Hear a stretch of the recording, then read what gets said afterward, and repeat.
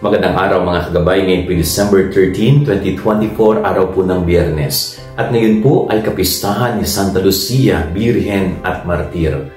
Napakaganda po ng pagnilayan ang buhay ni Santa Lucia, sapagkat maliwanag sa kanya na ang kanyang buhay ay para sa Diyos. Nung ipinagkaloob niya ng buong buo ang kanyang sarili, ang kanyang buhay para sa Diyos. Kanya nga nagawa po niyang talikuran ang lahat ng ibinibigay sa kanya ng mundo. No, iba't ibang uri ng layaw ng mundo ay talagang lumapit sa kanya at tinukso si Santa Lucia. Subalit dahil maliwanag sa kanya na ang kanyang sarili, ang kanyang buhay ay para sa Diyos, nagawa po niyang mapagtagumpayan ang lahat ng iyon. Tinalikuran niya na kahit ang kanyang sariling buhay ang kapalit.